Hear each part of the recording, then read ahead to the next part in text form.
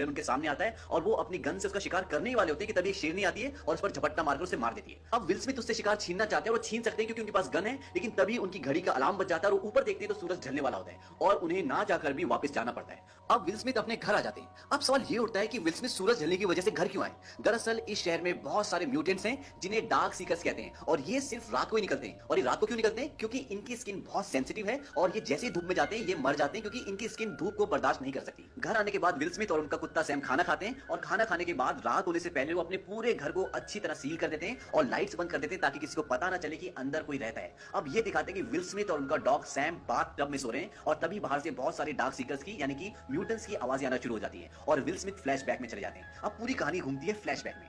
Flashback में ये दिखाते हैं कि विल स्मिथ अपने घर जाता है और घर जाने के बाद अपनी बीवी और बच्चों को लेकर एयरपोर्ट की ओर निकल जाता है और उन्हें बोलता है कि यहां से निकलने के बाद तुम सबसे पहले एटीएम जाना और जितने पैसे हो सकते निकाल लेना और कम से कम 2 हफ्तों का खाना लेकर फार्म हाउस में रहना और मैं वहीं पे तुम्हें मिलूंगा।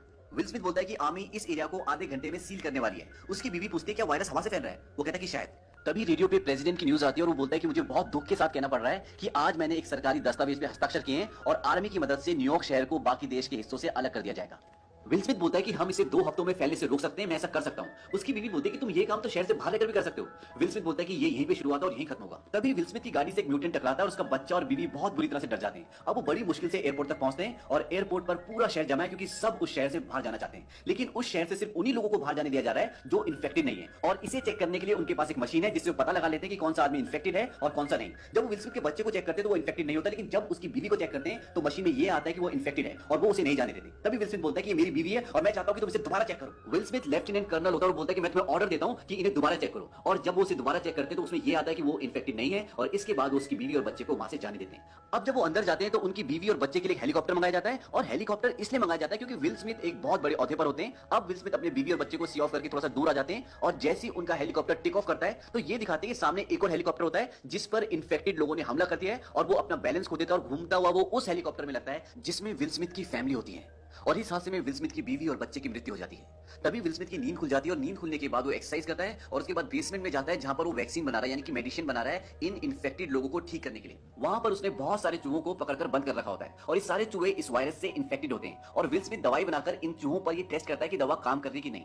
अब विल स्मिथ चेक करता है कि जो दवा उसने लास्ट टाइम उन चूहों को दी थी उसका क्या रिजल्ट है, उसका उन पर क्या असर हुआ है, लेकिन सारे के सारे चूहे अभी भी बहुत एग्रेसिव होते हैं, उन पर उस दवा का कोई असर नहीं होता। तभी विल स्मिथ का ध्यान एक चूहे के ऊपर जाता है जो शांत होता है और उसकी हरकतें भी बहुत नॉर्मल होती है और इससे विल स्मिथ को बड़ी खुशी होती है क्योंकि उसे लगता है कि उसे अब दवा मिल गई है और वो बोलता है कि अब इस दवा को इंसानों पे टेस्ट किया जा सकता है, यानी कि उन इंसानों पे जो इन्फेक्टेड हो चुके हैं और पूरी तरह से डार्क सीकर्स बन चुके हैं। डार्क सीकर्स यानी कि म्यूटेंट्स। अब विल स्मिथ बाहर जाता है और बाहर जाकर विल स्मिथ रोज एक काम जरूर करता है, वो रेडियो पे मैसेज भेजता है सभी एफएम चैनल्स पर, मैं डॉक्टर रॉबर्ट, अगर आपको किसी भी तरह की मदद चाहिए मैं आपको खाना दे सकता हूँ, वायरस से सुरक्षा दे सकता हूँ, घर दे सकता हूँ, तो आपको मैं हर रोज जब सूरज सिर के बिल्कुल ऊपर होगा साउथ स्ट्रीट सी पोर्ट पर मिलूंगा।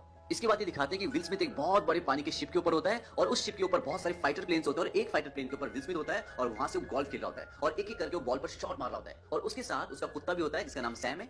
तभी ये दिखाते हैं कि सैम अचानक से चौकन्ना हो जाता है और विल स्मिथ समझ जाता है कि उस तरफ कुछ है। वो अपनी गन उठाता है और उसके दूरबीन से देखता है तो वहां पर एक हिरन होता है। अब सैम और विल स्मिथ उसका पीछा करते हैं और पीछा करते करते विल स्मिथ का जो कुत्ता होता है सैम वो उसके पीछे अंधेरे कमरे में यानी कि अंधेरे घर में घुस जाता है और ये बहुत ही खतरनाक है क्योंकि डार्क सीकर्स ऐसी जगहों पर रहते हैं जहां पर उजाला नहीं होता। अब विल स्मिथ उसके पीछे पीछे अपने कुत्ते को ढूंढने जाता है। उसके हाथ में गन होती है और गन के ऊपर लाइट होती है। तभी उसको उसका कुत्ता मिल जाता है, एक टेबल के नीचे छुपा होता है। वो बोलता है कि सैम चलो यहाँ से, लेकिन सैम बहुत बुरी तरह डरा होता है। तभी विल स्मिथ को पीछे से कुछ आहट आती है और जैसे ही विल स्मिथ पीछे घूमता है तो वहां पे एक डार्क सीकर बैठा होता है। इससे पहले कि वो डार्क सीकर विल स्मिथ के ऊपर अटैक करता, विल स्मिथ उसे गोलियां मार देता और वहां से भागना शुरू कर देता है और उसके पीछे उसका कुत्ता भी भागना शुरू कर देता है और पीछे से म्यूटेंट्स आ रहे हैं यानी कि डार्क सीकर्स आ रहे हैं। और जैसे एक डार्क सीकर विल स्मिथ के कंधे पर बैठता है उसे काटने ही वाला होता है कि विल स्मिथ फर्स्ट फ्लोर से शीशा तोड़कर कूद जाता है और जैसे ही वो लाइट के संपर्क में आता है वो मर जाता है। अब विल स्मिथ को पता है कि इसके अंदर डार्क सीकर्स हैं और उसे एक डार्क सीकर चाहिए ताकि वो अपनी रिसर्च को पूरी कर सके, जो उसने दवाई बनाई है वो उन पे टेस्ट कर सके। अब विल स्मिथ वहां पर एक फंदा लगाता है और अपने कुत्ते को गाड़ी में छोड़ने के लिए जाता है। उससे बोलता है कि तुम्हें यहीं पे रहना होगा, तुम्हें इन्फेक्शन का खतरा है लेकिन मुझे नहीं। विल स्मिथ को खतरा क्यों नहीं है? क्योंकि वो इन्फेक्शन से बचने के लिए दवाई लेता है। अब कुछ देर बाद उसके फंदे में एक म्यूटेंट एक डार्क सीकर फंस जाता है और बहुत चिल्ला रहा होता है। तभी वो उस पर एक जोरदार प्रहार करता है और शांत हो जाता है और उसी वक्त खिड़की पर एक म्यूटेंट आता है और वो विल स्मिथ पर जोर से चिल्लाता है, बहुत गुस्सा करता है। अब विल स्मिथ उस म्यूटेंट को पकड़कर अपनी लैब में ले जाता है और उस पर वही दवा यूज करता है जो उसने उस चूहे पे की थी जो शांत हो गया होता है। विल स्मिथ देखता है कि इस म्यूटेंट की बॉडी पर एक बटरफ्लाई का टैटू भी बना होता है और इसकी सांसें बहुत तेज चल रही होती है, लेकिन दवा देने के बाद उसकी सांसें धीरे धीरे कम होना शुरू हो जाती है, यानी कि उसका हार्ट रेट धीरे धीरे नॉर्मल होना शुरू हो जाता है। और विल स्मिथ को एक उम्मीद जागती है कि शायद दवा ने काम करना शुरू कर दिया है,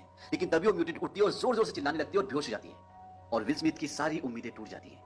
अब विल स्मिथ बताता है कि मेरे ब्लड टेस्ट से ये पता चलता है कि हवा और स्पर्श से फैलने वाले इन्फेक्शन से मैं अभी तक बचा हुआ हूं, पर कुत्तों को ये इन्फेक्शन उनके काटे जाने से हो सकता है। वो बताता है कि अभी भी रिसर्च जारी है और हम टेस्ट कर रहे हैं, जो दवा मेरे शरीर में मुझ पे काम करती है वो मरीज पे काम नहीं करती। इससे ये पता चलता है कि विल स्मिथ के पास वो दवा तो है जिससे इन्फेक्शन से बचा जा सकता है, लेकिन उसके पास वो दवा नहीं है जिससे वो इन्फेक्टेड लोगों को ठीक कर सकता है। इसीलिए वो रिसर्च कर रहा होता है ताकि जितने भी म्यूटेंट बने, जितने भी डार्क सीकर्स बन चुके हैं, वो उन सबको ठीक कर पाए। वो बताता है कि आज एक अजीब सी बात हुई, जब मैं इस म्यूटेंट को पकड़ रहा था तब एक दूसरा म्यूटेंट रोशनी में आ गया। शायद भूख और खाने की कमी की वजह से वो अपने जीने के बेसिक तरीके को बदल रहे हैं और ये सब बहुत खतरनाक है। दरअसल विल स्मिथ अपनी सारी बातें, अपनी सारी रिसर्च एक ब्लॉग में रिकॉर्ड करता है और वहीं पर वो ये सब कुछ बता रहा होता है। अब अगले दिन जब विल स्मिथ बाहर जाता है तो बहुत अजीब सी बात होती है। शोरूम में जो बहुत सारी डमीज होती है उनमें से एक डमी बाहर होती है और इन डमीज से विल स्मिथ अक्सर बात किया करता था। उस डमी को देखने के बाद विल स्मिथ बहुत ज्यादा इरिटेट हो जाता है। दरअसल विल स्मिथ को इस शहर में अकेले 1000 से भी ज्यादा दिन हो गए और इतने दिन अकेले रहने से दिमागी स्थिति कहीं ना कहीं हिल जाती है और इस बात से विल स्मिथ बहुत इरिटेट हो जाता है। कहता तुम बाहर कैसे आ गए, तुम्हें अंदर होना चाहिए था, तुम्हें बाहर कौन लाया, और वो उस पर गोलियां चला देता है। उस डमी के अंदर से काफी सारा पानी निकलता है। अब जब विल स्मिथ उस डमी के पास जाता है, पानी में अपना पैर रखता है तो उसके पैर के नीचे एक फंदा होता है और फंदे में विल स्मिथ का पैर आ जाता है और वो फंदे में लटक जाता है और जब वो लटक रहा था तो उसका सर जमीन से जोर से टकराता है और जब वो ऊपर जाता है तो बेहोश हो जाता है। अब वो सेंसलेस हो चुका है। ये फंदा म्यूटेंट्स ने यानी कि डार्क सीकर्स ने लगाया होता है और ये फंदा ठीक उसी तरह का फंदा होता है जिस तरह का फंदा एक दिन पहले विल स्मिथ ने उस म्यूटेंट को पकड़ने के लिए लगाया था। अब विल स्मिथ की घड़ी का अलार्म बजना शुरू हो जाता है और उसे होश आता है। वो देखता है कि नीचे सैम उसका कुत्ता भौंक रहा होता है और अब शाम होने वाली है। वो अपनी जेब से चाकू निकालता है, अपनी रस्सी काटता है और नीचे गिरता है और जब वो नीचे गिरता है तो उसका चाकू उसी के पैर में घुस जाता है। अब विल स्मिथ जब घिसटता हुआ अपनी कार की तरफ जाता है तभी दो कुत्तों की भौंकने की आवाज आती है और सामने अंधेरे में एक म्यूटेंट होता है और ये वही म्यूटेंट होता है जो एक दिन पहले उजाले में आ गया था। वो अपने दोनों कुत्तों को छोड़ देता है और वो दोनों कुत्ते विल स्मिथ पर और उसके कुत्ते पे अटैक कर देते हैं। हालांकि विल स्मिथ उन दोनों कुत्तों को मार देता है लेकिन वो मरने से पहले विल स्मिथ के कुत्ते सैम को काट लेते हैं और अब उसे भी इन्फेक्शन फैल चुका है। अब विल स्मिथ अपने कुत्ते को अपने घर लेकर आता है और उसे दवा देता है लेकिन उस पर दवा का कोई असर नहीं होता और विल स्मिथ उसे अपनी गोद में लिटाकर उसका मुंह दबाकर उसे मार देता है। ये लम्हा विल स्मिथ के लिए बहुत दर्दनाक होता है क्योंकि सैम को उसने बचपन से पाला था और इस शहर में सैम के अलावा उसका कोई भी नहीं था। वो उसके साथ खेलता था, उससे बातें करता था और अब सैम इस दुनिया में नहीं रहा और विल स्मिथ पूरी तरह से अकेला हो गया। अब अगले दिन ये दिखाते हैं कि विल स्मिथ अपने घर नहीं जाता बल्कि रात को म्यूटेंट से बदला लेने के लिए जाता है और वो कार से कई म्यूटेंट्स को कुचल भी देता है लेकिन फाइनली वो कार में फंस जाता है और तभी वो म्यूटेंट जो उसे पहली बार दिखा था, जो रोशनी में आ गया था और जिसने उसके ऊपर कुत्ते छोड़े थे, वो म्यूटेंट उसे मारने के लिए आता है। तभी एक बहुत तेज रोशनी आती है और सारे के सारे डार्क सीकर्स भाग जाते हैं और ये डार्क सीकर जो अभी विल स्मिथ को मारने वाला था और जो उस दिन उजाले में आ गया था, ये सारे डार्क सीकर्स का बॉस होता है और वो सब इसका कहना मानते हैं। अब इस पूरे लड़ाई झगड़े में, पूरे इंसिडेंट में विल स्मिथ को बहुत सारी चोटें आ जाती हैं और वो लगभग सेंसलेस होता है। अब वहां पर उसे आवाज आती है कि आप कहां रहते हैं और वो बड़ी मुश्किल से अपना एड्रेस बताता है और वो बेहोश हो जाता है। सुबह जब उसको होश आता है तो देखता है उसके घर में टीवी चल रहा होता है और जब वो बाहर ड्राइंग रूम में जाता है तो वहां पर एक औरत और एक बच्चा होते हैं। वो उसे बोलते हैं कि हमने आपका रेडियो में ब्रॉडकास्ट सुना था और कल हम पूरा दिन आपका इंतजार करते रहे लेकिन आप आए नहीं और फिर शाम को आप हमें उन म्यूटेंट्स के बीच में फंसे हुए मिले और हम आपको वहां से बचाकर यहाँ पर ले आए। अब वो लेडी अपने बारे में बताती है कि मेरा नाम एना है और हमारे साथियों को निशाचरों ने खा लिया। अब हम 2 ही बचे हैं और हम वॉरमोंट जाने वाले थे बचे हुए लोगों की बस्ती में। विल स्मिथ बोलता है कि ऐसी कोई जगह नहीं है, ना ऐसी कोई बस्ती है। वो लेडी बोलती है कि पहाड़ों में ऐसी बस्ती है क्योंकि वो वायरस ठंड को बर्दाश्त नहीं कर सकता।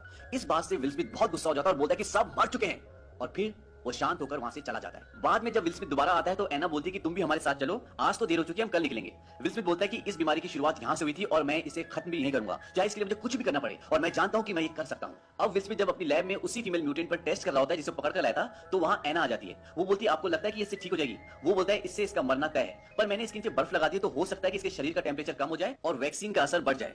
एना उसे बोलती है कि तुम भी हमारे साथ चलो बचे हुए लोगों के पास बस्ती की ओर। वो बोलता है कि कहीं कोई बस्ती नहीं है। एना बोलती है कि मैं जानती हूं कि एक बस्ती है। वो बोलता है कि तुम्हें कैसे पता? एना बोलती है कि ईश्वर ने मुझे बताया। विल स्मिथ बोलता है कि ईश्वर ने बताया? वो कहते हैं कि हाँ। विल स्मिथ बोलता है कि तुम पागल हो गई हो। विल स्मिथ बोलता है कि 90% लोग वायरस से मर गए और बाकी के बचे 9% लोग इन म्यूटेंट्स में बदल गए। बचे 1% लोग और उन सबको म्यूटेंट्स ने अपना शिकार बना लिया और वो हर एक आदमी जिसे तुम और मैं कभी जाना करते थे वो मर चुके हैं। कोई ईश्वर नहीं है, कहीं ईश्वर नहीं है।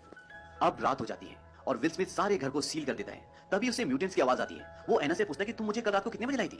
वो बोलते हैं कि बस सुबह होने वाली थी। विल स्मिथ बोलता है कि उन्होंने हमें ढूंढ लिया, वो हमारे घर तक आ गए। अब विल स्मिथ ने घर के चारों तरफ काफी सारे विस्फोटक लगाए होते हैं और वो उन सबको ब्लास्ट कर देता है जिसमें काफी सारे म्यूटेंट्स मर जाते हैं लेकिन फिर भी बहुत सारे म्यूटेंट्स उसके घर में घुस जाते हैं और एक ऐसा पल आता है जब एक म्यूटेंट विल स्मिथ को मारने वाला होता है कि उसके हाथ में गन आ जाती है और वो बच जाता है। अब वो लैब में चले जाते हैं। वहां जाकर देखते हैं कि जिस म्यूटेंट पे वो टेस्ट कर रहा था वो ठीक हो रही है, यानी उन्हें इलाज मिल गया। पर तभी वहां बहुत सारे म्यूटेंट्स आ जाते हैं। विल स्मिथ शीशे का दरवाजा बंद कर देता है जो कि बुलेट प्रूफ है, यानी कि बहुत मजबूत है। विल स्मिथ चिल्ला चिल्ला के बोलता है मैं तुम्हारी मदद कर सकता हूं, तुम्हें ठीक कर सकता हूं, मुझे इलाज मिल गया, दवा असर कर रही है। तभी वहां पर वही म्यूटेंट आ जाता है जो उन सब म्यूटेंट्स का बॉस होता है और वो शीशे में टक्कर मारना शुरू कर देता है और शीशा धीरे धीरे क्रैक हो रहा है और विल स्मिथ देखता है कि शीशे पर बटरफ्लाई का निशान बन जाता है और एना की नेक पर भी बटरफ्लाई का निशान होता है। और विल स्मिथ को यह भी याद आता है कि उसकी बेटी आखिरी बार बटरफ्लाई की बात कर रही होती है जब वो उन्हें एयरपोर्ट छोड़ने जा रहा था। विल स्मिथ को यकीन हो जाता है कि ये कोई डिवाइन मैसेज है और ये इत्तेफाक नहीं हो सकता। वो जल्दी से उस म्यूटेंट का ब्लड एक ट्यूब में निकालता है जो अब ठीक हो रही है क्योंकि अब उसके ब्लड में ही इस बीमारी का क्योर क्योर होता है और वो उन दोनों को एक छोटे से चैम्बर में बंद कर देता है जो सेफ होता है और उन्हें ब्लड सैंपल देते हुए बोलता है कि इसके अंदर ही इस बीमारी का क्योर है।